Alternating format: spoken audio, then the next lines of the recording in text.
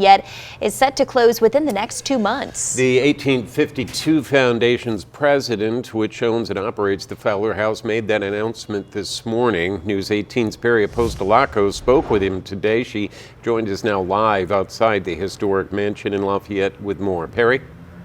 That's right, Jeff and Marley. I'm here outside the Fowler House Mansion right now, where the tax exemption is currently under review. The 1852 Foundation's president, Matt Yonkman, says that is contributing to the restaurant's need to close. After the restaurant operation shuts down, Yonkman says that they will try to rezone the Fowler House Mansion to a private residence to cut their $20,000 tax bill in half. There's a big part of Lafayette history that happened in this house. The railroad was built through here. Fowler built the 3 biggest banks that ever existed in town in his day. We can't let it go. We can't let it be forgotten. A house like this does not deserve to be a private residence because it should be seen by everybody.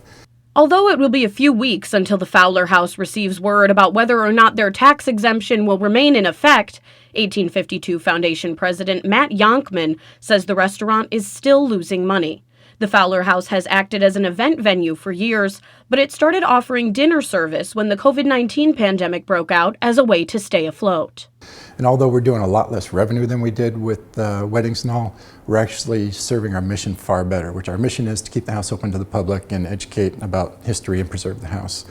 In a news release sent Tuesday morning, Yonkman names Tippecanoe County Assessor Eric Grossman as the person who, quote, keeps trying to take the Fowler House's tax exemption away.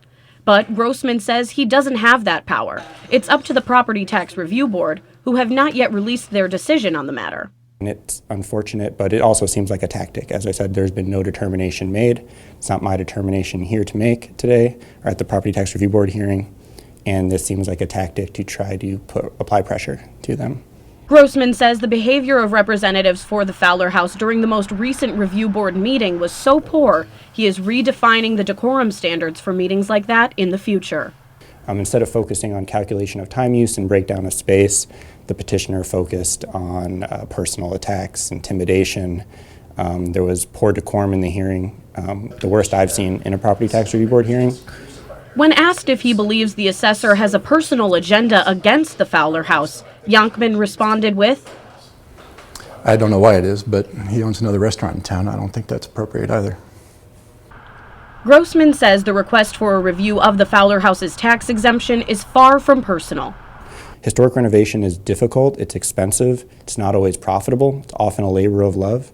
It's an important one that I'm glad there's people who undertake it, out of passion, but there is not an exemption for historic buildings and the businesses that occupy them just due to their age or maybe their architectural importance. Grossman says whatever the Fowler House Mansion does not pay in taxes will be picked up by the rest of their taxing district. The Fowler House says they will put on the events that they currently have booked through the next 2 months before they shut down in the coming weeks. Reporting live in Lafayette at the Fowler House Mansion, Perry Apostolakos, News 18.